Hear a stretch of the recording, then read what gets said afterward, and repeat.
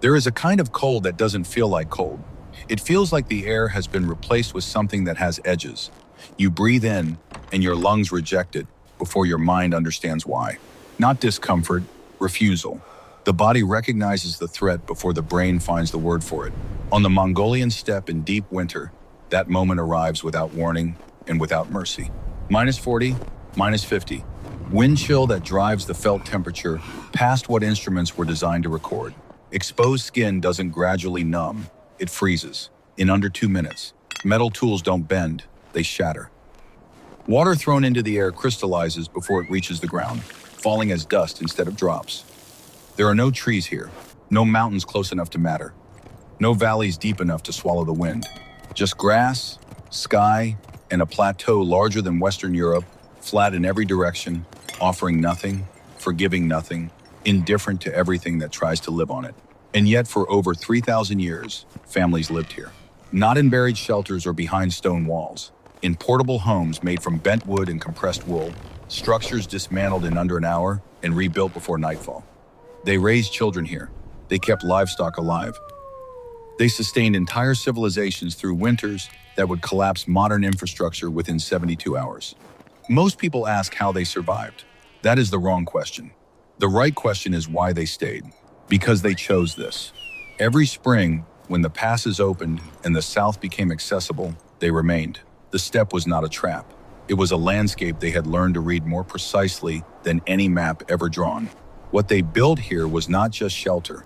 It was a complete science of survival, tested every winter without mercy, with no margin between a wrong answer and a grave. This is the story of how they got it right.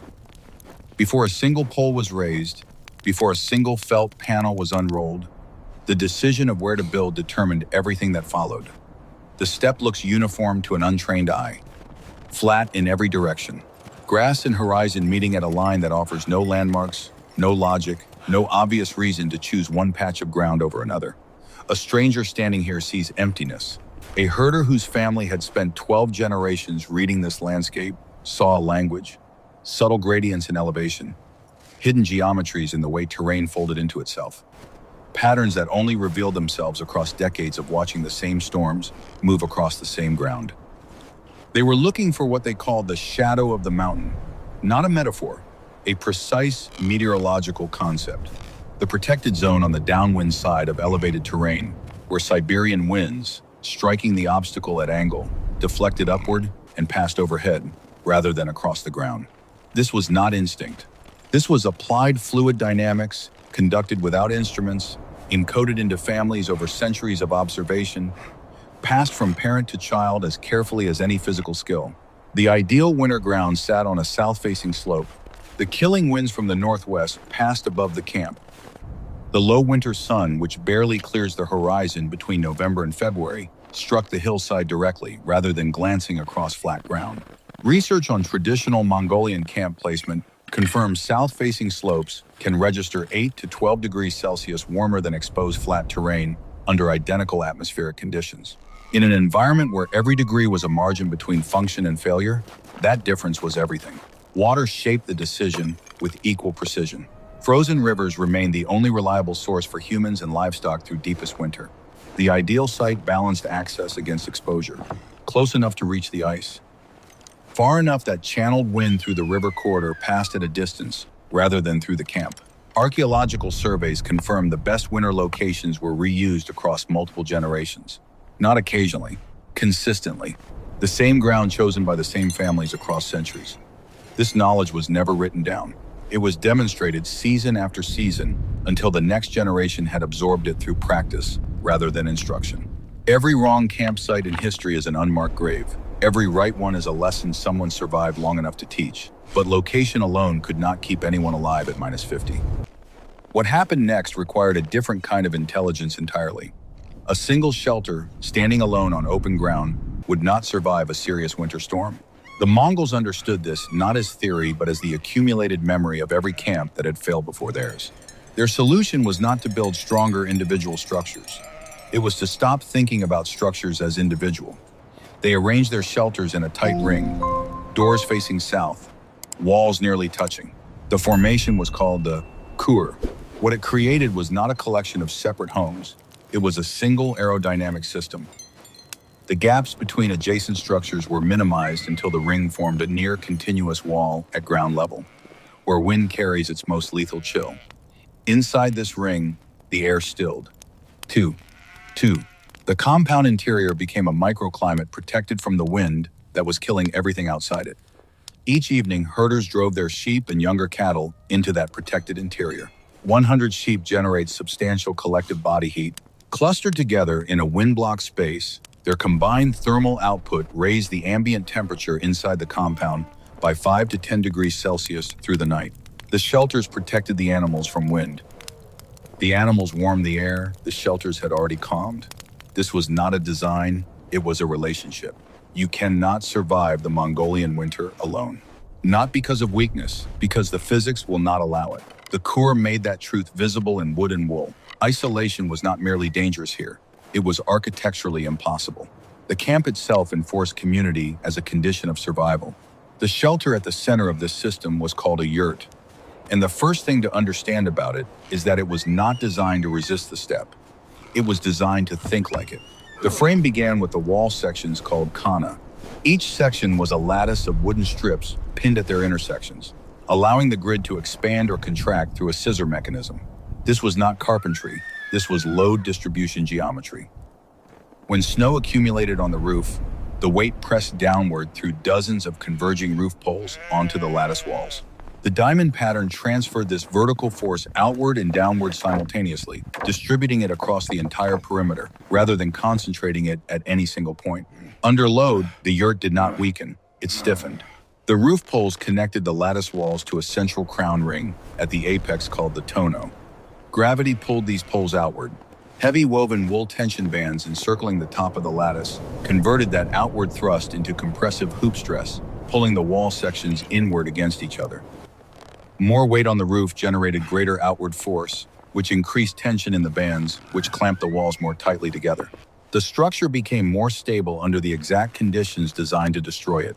NASA's tensegrity structures and contemporary geodesic dome design operate on related load distribution logic. Those solutions emerged from 20th century material science. The yurt emerged from families who had no margin for error and no second attempt. Wooden components were joined not with metal hardware, but with strips of raw camel hide, applied wet and left to dry in place. This was not a compromise. It was a precise material choice. At -50, metal becomes brittle. A bolt that holds at room temperature can shatter under impact in deep cold.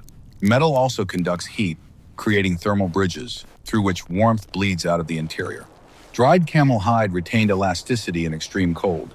When the structure flexed in a blizzard, the hide joints absorbed the movement without fracturing, allowing the yurt to breathe rather than crack. The wooden frame gave the yurt its shape, the insulation was felt, and felt is where the engineering becomes something close to remarkable. Felt is not woven, it is compressed. Wool fibers covered in microscopic scales interlock permanently under heat, moisture, and sustained mechanical agitation, forming a dense unified mat that traps millions of tiny air pockets, distributed evenly through its structure. Thermal resistance that modern synthetic insulation manufacturers have spent decades attempting to replicate. Manufacturing the felt for a single yurt consumed weeks of communal labor. Raw wool was wetted, rolled tightly around a wooden pole, lashed to a rope, and dragged behind a horse across the steppe, sometimes 15 kilometers, sometimes at a gallop. The sustained pounding drove the microscopic scales into permanent interlocking. A single finished panel required that journey to exist. In the depths of winter, up to 12 layers of felt wrapped a single yurt. But the number of layers was not the most important thing about felt. The most important thing was what felt did that no modern building material does passively. Wool is hygroscopic. It absorbs moisture from the air. The interior of a yurt is humid from the breath of sleeping occupants and cooking steam rising from the stove. As outside temperatures dropped and interior humidity rose, the felt walls absorb that moisture. That absorption is exothermic. It releases heat. Research has established that 1 kilogram of dry wool can release approximately 100 watts of thermal energy for several hours during active moisture absorption. The walls were not passive barriers holding cold at bay. They were thermal generators responding to conditions inside the shelter. When occupants needed warmth most, when temperatures outside were lowest, and breath was filling the air with moisture, the walls produced more heat. The system self-corrected. Modern building science began formally documenting this hygrothermal buffering capacity of wool in research through the 1990s and 2000s. Passive house designers now consider it a meaningful thermal asset in cold climate construction. The Mongols had been engineering around it for 2,000 years, not because they understood the chemistry, but because the winters had taught them what worked, and they had paid close enough attention to remember. There's a certain precision that only comes from consequences. Universities teach through grades. The steppe taught through winter, and winter does not curve its grading. The frame held, the felt generated heat, but neither meant anything without fire. The stove sat at the exact geometric center of the yurt floor. Not approximately center, precisely. Heat radiating from a central point reaches every part of a circular interior at equal distance. There are no cold corners in a circle. Every point on the perimeter receives the same circulation of warm air, the same radiant heat, the same protection from the cold pressing through the walls from outside. The stovepipe extended straight up through the tonneau. The temperature differential between combustion at approximately 600 degrees Celsius inside the chamber and outside air at -50 created a draft so powerful it required no mechanical assistance. Cold, dense air drew in continuously through gaps around the doorframe at ground level. Hot gas is expelled through the crown above. If the fire slowed, less hot gas rose, reducing the draw, allowing more oxygen-rich cold air to enter from below, which accelerated combustion again. The fire managed its own breathing. On the treeless steppe, the primary fuel was compressed blocks of animal dung cut from winter pen floors where livestock had trampled their waste into dense layers over weeks of confinement. Their energy density has been measured as comparable to lignite coal. In many conditions, they were superior to wood, burning longer and more evenly through the hours when the cold was deepest and the fire needed to last. Sleeping through that cold demanded its own discipline. Privacy was a luxury the winter could not afford. Families slept together, parents and children in close proximity, sharing the thermal output of their own bodies as deliberately as they shared the heat of the stove. No one undressed. The heavy deal robe worn through the day was kept on through the night. Outer coats became additional blankets layered across bodies already wrapped in wool. The deal wrapped around the body and was secured with a sash wound tightly at the waist, creating a sealed air pocket against the chest, trapping warm air directly against the vital organs. It did not merely retain warmth, it concentrated it where the body needed it most.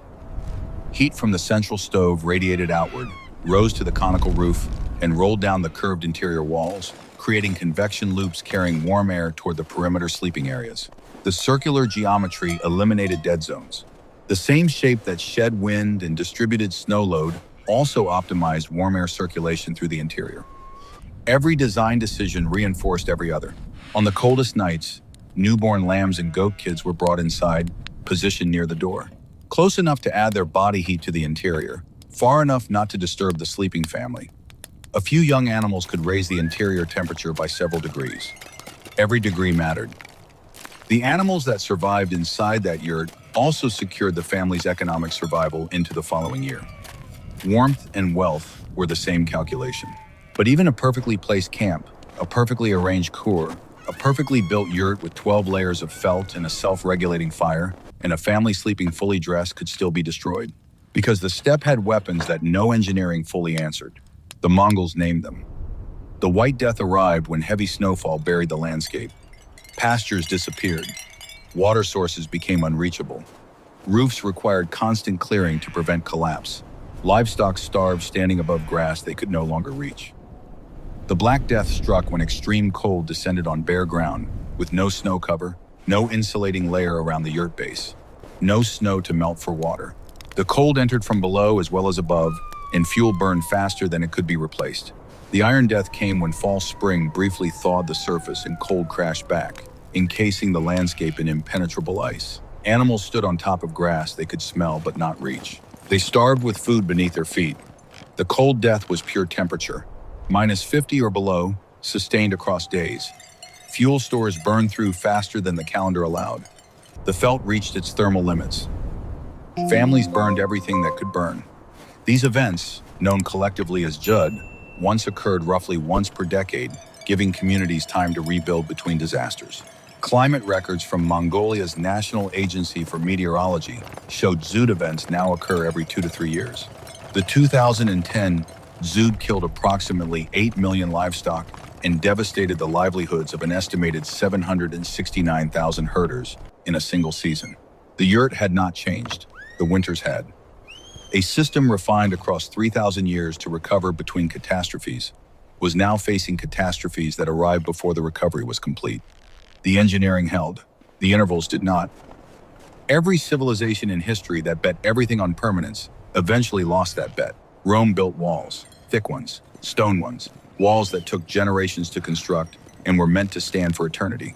When the pressure came from outside, Rome had no answer that did not involve the walls. The walls were the answer, and when the walls fell, Rome fell with them. The Mongols built wheels, not as poverty, not as limitation, as the most sophisticated survival strategy ever conceived for a landscape that changed faster than any fixed structure could respond to. The yurt could be completely dismantled, loaded onto 2 or 3 camels, and relocated in under 1 hour. Fully erected and functional in the same time at the new location. Frame, felt panels, stove, floor rugs, all household contents. 1 hour. This was not convenience.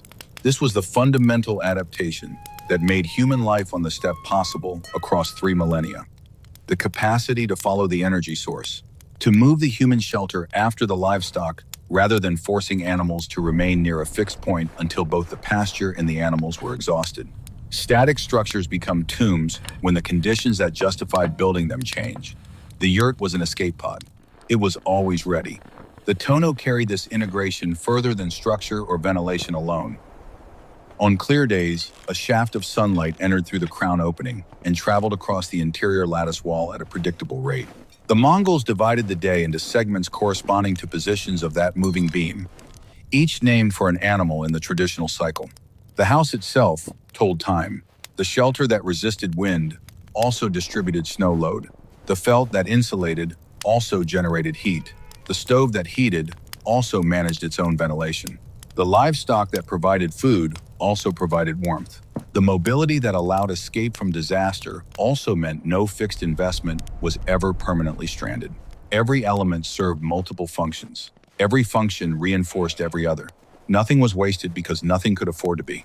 Modern cold weather engineering continues drawing from what these families built. Arctic military shelter systems reference circular geometry for thermal efficiency. Passive house designers formally account for hydrothermal buffering in wool insulation.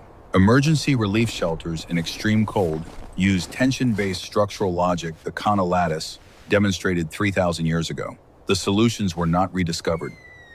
They were found again by people with instruments and laboratories, arriving at conclusions that nomadic families on the Mongolian steppe had already encoded into the way they lived. There is a question this entire system poses that has no technical answer. How do you pass down knowledge that cannot be written? Knowledge that only exists in the doing of it, in the reading of wind, across terrain that looks identical to an outsider, in the feeling of felt between fingers that know what density means for a winter still 3 months away, in the judgment of a campsite that looks like every other campsite to everyone except the person who grew up watching their parents choose it. You live it. Every season, without interruption. You let the knowledge inhabit the body before the mind has words for it. You make the child watch before they are old enough to understand what they are watching. And then one winter, without announcement, they understand. This knowledge did not live in libraries or institutions or any structure that could be burned or conquered. It lived in families, passed from parent to child in the practice of daily work, tested every winter, corrected every spring, refined across generations until the refinement was invisible because it had become instinct. The yurt is still standing on the steppe tonight, not as a relic behind museum glass, not as a cultural artifact maintained for tourism, as a home, inhabited, functional, keeping people alive in the same cold that has been trying to kill things on that plateau since long before the first human family decided to stay. Somewhere inside it, a child is lying awake, watching a thin shaft of light move slowly across the lattice wall. They do not know they are reading a clock. They do not know they are inside 3,000 years of accumulated survival intelligence, wrapped in felt, that is quietly generating heat, one held inside a structure that grows stronger under the weight of the snow accumulating on its roof. They only know it is warm. And outside, the cold continues doing what it has always done, waiting,